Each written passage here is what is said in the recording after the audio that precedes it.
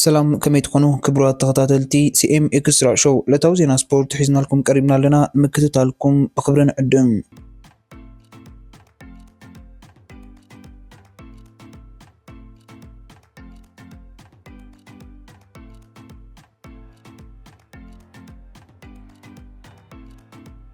كابشو مونتك سا إسران كتلن لكاتيت كلتش إسران حموشن أبزل أرجيرا ساتف هقرايت كان تابش كلتا إرترا سون سلسلة لكاتيت كلتش إسران حموشن أب ساعات دحر قطري أبيت صفت كوميشن بحال سبورت إرترا كوميشنر كوميشن بحال سبورتن إرترا أمباسادور زمرة تقله أب كوميشن بحال إرترا حلافي مكتل كوميتي أولمبيك بارا أولمبيكن هقرا فدرشن كون ريل سلومون سيوم أبلات فتساميت كوميتي هقراي فدرشن مشكلة إرترا بسترخبرو وقعوا مفانو تغير لا أبتناي بفنابوزنا سرعة أمباسادور زمرة تقله أبزو اسمو قال هقر زلا أخوتهم تلقوا فزيمهم عاود حيزهم كم اللزون أبزكارو ድማ ናይ ምትሕጋዝ ምትሕላይ መንፈስ ከንጽባርቑ ተራቢዎም ኣምባሳደር ዘመደ ወሲኹ ኣብ ዝሓለፈ ዓመት ንዝበዝሐ መድረኽ ንኹላ ማልያ ዓቂባ ድሕሪ ምጉዓዛ ኣብ ናይ መወዳእታ መድረኽ ብዝተፈላለየ ምክንያት ዝኸሰሩ ተዓወት ሎሚ ዓመት ምስ ብሉጥ ብቕዓታት ዓዊታ ክትምለስ ምንየቱ ገሊጹ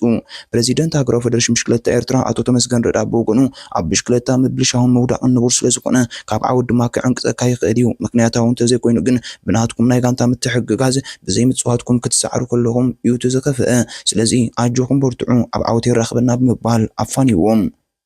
أسلطان هاجرايت كانت إرترا تومس أسهيل بوجون مدلوا أوتومات صيفهم من الأم تنسى كلاسيك مالته لأن حرم على تودر زيادة نتبصل ذهبون عبن صقتهم صروح مقالهم قليتو موسى أبز حلف عمت هاجرايت كانت أبزل أرجرا كم زعل الذكر كونو لومينة تزحلف عمت ريوس أنا عود مربست قبل له تسفو قليتو تقدمتي هاجرايت كانت إرترا بوجون صبوا مدلوات كيرهم كم زلون أسلطان يوم ذهبوا ممرحي أبقرب معلم ما حزب من جستن زشكم حلف نتبعودكم اللي سمقانهم قليتهم هاجرايت كانت إرترا تقدمتي ملك أسماء أكله دانيوم في برهان نور أحمد عبد الوهاب هيبرون برهان نعود برهان أخليلو أتشم حقيفة بأسلطان مساسيل إن داتا الإيد مدلواتا أتصافي فلا زول أرجيرة لو عمت مبلغ شرح مشين جزيز كير زول لقنو عصرت مدرك شحن سيستم يسوان حمشن نتبع حمشة كيلومتر شفن كمون سلسته معلتنا إن حدا معلت ودر كاد مدبت تحيز له مالو هاجرايت كانت بشكل إرترا زحلف عمت متمسس بأسلطان مساسيلنا تمرحت بتقلدم تميرون تشمم ملكياس ما أكلها فيت ملقيتا أخليلو قبل وتن إيفني مان نابزول أرجيرا ساتفام براز كريو ميرون تشمم ريحنة بجمال حيزون مزازمي مدرخ أتي كوانت نبرة عكوا كوت زي مخالوجن مزازمي مدرخ مريحنة تونتي هابز جزيزي أما دار ود كلوب كوين زركب ناسم سعيد كركبو تقسيبو ميرون كاب ناسم سعيد بكل طريقة إسرائيل بشن قال يندحرو شوعي ترتاب محازر ما شوعي ترتاك حس كيلو ملكياس ما أكل مبل عصر سلسن يافيت ملقيتا مبل عصر شدوشة أخليلو قبل وت مبل شدوشة إيفني مان دما مبل حمسة ترتحيزهم ودروم زازي ممبرون نايك ما حدا عمت تذكرو تاتيو أبتي كيزي مسناي شيء كان تابتو ودر تزميد زنبرة شامبين إرترا كلتش إنسان سستنا عود أمان بحمسان سستنا تبان بس عقب كونو تعويتيو أخليلو قبل وتود على المبساسان شعتنا تبيسال سايتر تحيزو أمنا يبلس من سير وان دوي ما سينجيشو قدام يكونوا كعوتن كلهم الكاس ما أكلها فيت ملقيتان دما أسر بمسعب كلا إنسان سايتر تحيزهم وردروم الزامو مفلده بقان تاب زنبرة كلش ما قرايت كان تاب شكلة إرترا نالجراوي تمادار مالجاوي كان تاترن كانوا تقتلا سايتر تحيزا ودرازازي ما مبارا زذكريو أبز حلف عمتات نزول أرجيرا استعودوا لتقرر تمسن عزبه أبكلتشن عصر تحدن الجيراوي عز الدين لقاب أبكلتشن عصر تقلتن إيرتراونات نايل بلانه أبكلتشن عصر سستن إسبانيوي فيتور ديلا بارتو أبكلتشن عصر تربعتن إيرتراو مخصب دبساي أبكلتشن عصر تحمشن الجيراوي هشام تشابان أبكلتشن عصر بشن إيطالوي لوتشا ويكرمان أبكلتشن عصر شوعتن تنجاوي علينا سوري أبكلتشن عصر شومونتن الجيراوي عز الدين لقاب زول أرجيرا أبكلتشن عصر شعتن كسب أبكلتشن عصر حبرن باستفلالي مكنات الدحر مقراصو أبكلتشن عصر كلتنيو ودراتو كتيلو أب تعود دما الجيراوي حمسة ماسوري تعويت له أب قلتش إنسان سستن فرنساوي بول هنيكن كعوت لهم كله زحلف عمد دما الجيراوي ياسين حمزة نتي أبها جروز كيلو در قدامه يكونوا تعويت له زاغي تاب تاريخ زول أرجيرا كلت إيرتراين تقرر تريهم عوتات كونهم كوتسو كيلوم أب قلتش عصر تخلطن استعوتنات نايل برانه أب قلتش عصر تربعتن استعوته مخسب دبساين يوم أقدموا كم تابع على السجل هاجرات كانت إرترا لو ما عمت نايزور الجرح حيزاتهم تبقى عز الله تقدمتي ملكاس ما أكل دهنيهم في برهان نور أحمد عبد الوهاب هيبرون برهان النقد برهان أخليلو أتش من يوم أبزي جزيزي أوشت هاجر أبزر كب تقرر متهني صوب زلق مناب كل مسر عبال كان تاسبيكو ملكاس ما أكل يوم ملكاس ما أكل بزيادة كلتش عشار بعدين بزيادة دم يقزوت الله عمتيا ملكاس جامبيونز وما أكل كتاتي لقعوت اللي بمخلو نتيكاب شحن شاتي مسار بعدين كسب شحن شاتي متسان شوعتن بينا ذكر يسحل ويت تحيزر كب الاستعوت جامبيونز وما أكل نخم على ريو عبد القيزر كب تقرر ما يو ملكاس ما أكل جامبيونز وما أكل كتش عشار بعدين نستايل قعوت اللي بمخلو دم معركة دي أبروز كمان اللوزر إيه هي وأبن نتيو أسبيكو زحلفنا ودر ዓመት ኣብ ዝኣተወቶ ውድድር ዕውቲ ኮይና ንኽትወፅእ ልዑል ናይ ጋንታ ስራሕ ዘበርከቱ ዳንዮም ፍጹም ብርሃንን ኑር ኣሕመድ ዓብደልዋሃብን ብቐዳምነት ክጥቆሱ ዝኽእሉ እዮም።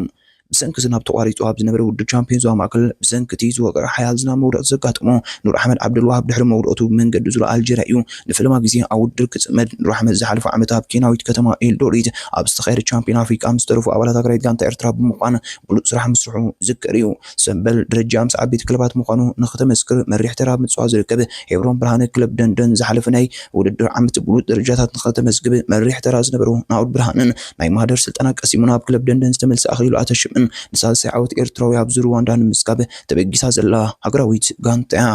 ሃገራዊት ጋንታ ኤርትራ ሎሚ 4 ለካቲት 2025 ኣብ ሰዓታት ምሸት እያ ናብ ሃገር ኣልጀርያ ከተምርሕ። ቻነልና ሲኤም ኤክስትራ ሾው በዝጋጣሚ ሃገራዊት ጋንታ ኤርትራ ጽቡቕ ናይ ውድድር ግዜ ትመነ።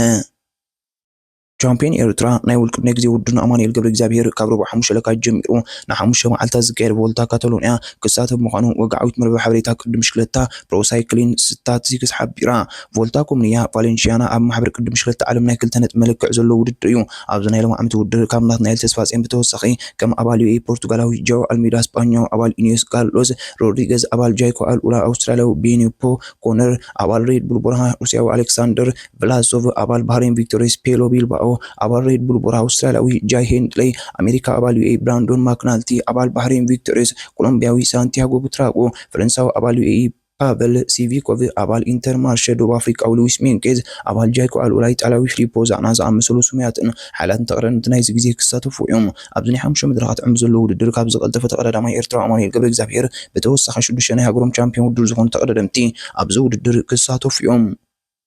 ቮልታ ኮሚታ ቫሌንሺያና ኣብ 1929 ፋልማይ ውድድር ዘካየደ ኮይኑ ሎሚ ዓመት መበል 76 ግዚኡን ክሳለጥ እዩ። እዚ ውድድር ብሰንኪ ገንዘባዊ ወፍያ ካብ 2008 ክሳብ 2015 ኣብ ዝነበሩ 7 ዓመታት ከይተኻየደ ከም ዝተረፈ ሰነዳት ናይዚ ውድድር ይሕብሩ። ስፓኛዊ ሳልቫዶር ካርዶን እቲ ንፈለማ ግዜ ነዚ ውድድር ዝተዓወተሉ ተቐዳዳማይ እዩ። ኣብ ዝሓለፈ ዓመታት ነዚ ውድድር ዝተዓወተሉ ተቐዳደምቲ ምስ ንዕዘብ ኣብ 2016 ኣባል ቲም ስካይ ሆላንዳዊ ወንት ፖለስ ኣብ 2017 ኣባል ሙቪስታር ኮሎምቢያዊ ናይሮ ኩንታና ኣብ 2018 ኣባል ሙቪስታር ስፓኛዊ አሌካንድሮ ቫልቨርደ ኣብ 2019 ኣባል ኣስታና ስፓኛዊ ኤዮን ኢዛጊር ኣብ 2019 ኣባል ኢማራትስ ታዴ ፖጋቻ ኣብ 2021 ኣባል ኤፍዲጂ ስዊዘርላንዳዊ ስቴፋን ኮንግ ኣብ 2022 ሩስያዊ ኣሌክሳንደር ቭላሶቭ ኣብ 2023 ኣባል ኢንተር ማርሸ ፖርቱጋላዊ ሩይ ኮስታ ዝሓለፈ ዓመት ድማ ኣሜሪካዊ ኣባል ኢማራትስ ኣሜሪካዊ ብራንዶን ማክናልቲ ነዚ ውድድር ተዓዊትሉ ምንባሩ ዝዝከር እዩ። ነዚ ውድድር ኣብ 2004-2007 ከምኡ'ውን ኣብ 2018 ዝተዓወተሉ ስፓኛዊ አሌካንድሮ ቫልቨርደ ብዙሕ ዓወታት ናይዚ ውድድር ክብረ ወሰን ሒዙ ዝርከብ ተቐዳዳማይ እዩ። ሓደ ስዊዘርላንዳዊ ዝርከቡ 5 ስፓኛውያን ድማ ብክልተ ዓወታት ቮልታ ካታሎንያ ንኣሌክሳንደር ቫልቨርደ ዝስዕቡ ተቐዳደምቲ እዮም። ስፓኛ ኣብ ሎሚ ዓመት መበል 76 ግዚኡ ዝካየድ ዘሎ ውድድር መንገዲ ዜጋታት ዝኾኑ ተቐዳደምቲ 47 ዓወታት ምዝጋብ ክብረ ወሰን ጨቢታ ዘላ ሃገር እያ። ስዊዘርላንድ 5፣ ፈረንሳይ 4፣ ቤልጅየም ጣልያን 3፣ ሆላንድ፣ ሩስያ፣ ምዕራብ ጀርመን ድማ ክልተ ዓወታት መዝጊበን ዘለዋ ሃገራት እየን። ኣብዚ ናይ 5 መድረኻት ዕምር ዘሎ ውድድር ጽመድ ብሕታዊ ኤርትራዊ ተቐዳዳማይ ዝኾነ ኣማኑኤል ገብረ እግዚአብሔር በዚ ውድድር ኣቢሉ ናይዚ ዓመት ናይ ፈለማ ናይ ውድድር ሕሳባቱ ክኸፍት ዝሓለፈ ዓመት ኣብ ዓወት ክለቡ መሪሕ ተራ ዝነበሩ ኣማኑኤል ገብረ እግዚአብሔር ዝሓለፈ ዓመት ካብ 15 ክሳብ 20 ጥቅምቲ ኣብ ቻይና ዝተኻየደ ግሪዙር ጋንግጽ ናይ መወዳእታ ውድድር ኣካይዱ። ኣብቲ ውድድር ኣማኑኤል ኣብ ናይ ግዜ መበል 17 ኣብ ናይ ነጥቢ መበል 35 ኣብ ናይ ዓቐብ ድማ መበል 14 ተታሒዙ ውድድሩ ዛዚሙ ምንባሩ ዝዝከር እዩ። ኣነ ናይ ኩሉ ግዜ ዝበለጽኩ ክርስቲያኖ ሮናልዶ ከምዚ ከማይ ሙሉእ ዝኾነ ተጻዋታ የለን ባርሴሎና ክኣትው ይኽእል ነይሩ። ፖርቱጋላዊ 5 ግዜ ተዓወት ባሎን ዲኦር ክርስቲያኖ ሮናልዶ ብርክት ዝበሉ ጉዳያት ኣልዒሉ ቃለ መሕትት ኣካይዱ። ክርስቲያኖ ሮናልዶ ኣብቲ ቃለ መሕትት ኩሉ ነገር በፂሕ ኣለኹ ካብ ኩሉ ግዜ ድማ ዝበለጽኩ ኣነ ኢሉ። ክርስቲያኖ ሮናልዶ እንታይ ኢሉ? ኣብ ታሪኽ ኩሉ ዘመላእኩ እንኮ ተጻዋታ ብርእሰይ ሸቶ የመዝግብ ፍጹም ቅላዕ መዝግብ ብክልቲኡ እግረይ ክጥቀም ይኽእል ኣነ ናይ ኩሉ ግዜ ዝበለጸ ተጻዋታ ካባይን ላዕሊ ሙሉእ ዝኾነ ተጻዋታ የለን። ፔለ ወይ ሜሲ ወይ ማራዶና እንተመሪጽኩም ርዳእኩም ከኽብረኩምን ምስ ሊዮኔል መሲ ጽቡቕ ርክብ ኣለኒ። ኣብ ሓደ እዋን ቋንቋ ከም ዝተተርጎም ኩሉ እፈልጥ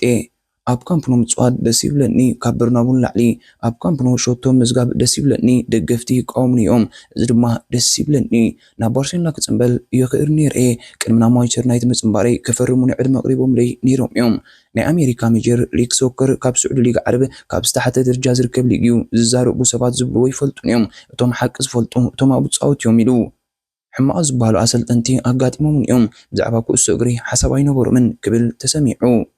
ኣርኖልድ ክሳዕ መዓስዩ ካብ ፀወታ ክርሕቕ ቅድሚ ሒደት መዓልታ ብሰንኪ ማረም ዘጋጠሙ ናይ ክም ተጻዋታይ ክለብ ሊቨርፑል ኣሌክሳንድሮ ኣርኖልድ ነዊሕ እዋን ካብ ፀወታ ክእለ ምዃኑ ማዕከናት ዜና እንግሊዝ ሓቢረን። ቅድሚ ሒደት መዓልታ ሊቨርፑል ኣብ ልዕሊ ቦርንማውዝ ኣብ ዝተዓወተሉ ግጥም ኣሌክሳንድር ኣርኖልድ ብሰንኪ ማረም ተቐይሩ ከም ዝወፅእ ዝከር እዩ። እዚ ተጻዋታይ ኣብ ሰለፉ ቃንዛ ምስ ተሰምዑ ቀልጢፉ ተቐይሩ ከም ዝወፅእ ዝፍለጥ ኮይኑ እዚ ድማ እቲ ዘጋጠሞ ከቢድ ናይ ማረም ከይከውን ክለቡ ኣብ ሻቅሎ ትርከብ። ነሲዒቡ ድማ ኣሌክሳንደር ኣርኖልድ ድሕሪ ቁሩብ መዓልትታት ናብ ሜዳ ክምለስ ትፅቢት ይግበር። ኣርቴታ ተጻዋታይ ዘይምፍራምና ተበሳጭና ኣለና። ኣሰልጣን ኣርቴታ ጋንቱ ኣብ መስርሕ ምስግር ተጻዋቲ ብዘይ ምስታፍ ኣዝዩ ከም ዝተበሳጨው ገሊጹ ተጻዋታይ ምፍራም ንጹር ሓሳብ ነርና ግን ክንበጽሖ ብዘይ ምኽኣልና ኣዝዩ ዘበሳጭው ድሕሪ ምባል እታ ጋንታ ክትሒል ነርዋ ክብል ገሊጹ ኣርሰናል ብገለ መልክዑ ክትሒል ከም ዘለዋ ድሕሪ ምግላጹ ስልጣን ነቶም ዘለዎ ተጻዋቲ ብግቡእ ክጥቀመሎም ይሓስብ ከም ዘለዎ ገሊጹ ቀጺላ ኣርሰናል ከመጥቃዓይ መን ክትጥቀም እያ ኣብ ቅድሚት መስመር ክፍተት ዘለዋ ክለብ ኣርሰናል ኣብ መስኮት ዝውውራት ቃይ ከተፈርም ትጽቢት ተገይሩላ እኳ እንተነበረ ሓደ ቃይ ከተፈርም ግን ኣይከኣለትን። ኣብዚ ጉዳይ ቃሉ ዝሃበ ስልጣን ሚኬል ኣርቴታ ናይ ቅድሚት መስመር ኣብ መጻኢ ክቀየር ይብሉ ሚኬል ኣርቴታ ወሲኹ ራሂም ስተርሊን ንዋኔሪ ጋብርኤል ማርቲኔልን ኣብ ጥቃዕቲ ክጻወቱ ይኽእሉ እዮም ኢሉ ዝኽበርኩም ሰማዕትና ንሕጂ ሒዝና ዝቐረብና ዕለታዊ ዜና ስፖርት እዚ ክትከታተልዎ ፀናሕኩም እዩ። ኣብ ዝቕፅል ምክትታልኩም ኣይተቋርፁ ካልእ እውን ስለ ዘሎ እተን 4 ሕግታት ሼር ላይክ ኮመንት ሳብስክራይብ ኣይዝለልዎን ወድሓንኩም أمبسا بني بعاسرة أمبسا بني بعاسرة أمبسا بني بعاسرة أمبسا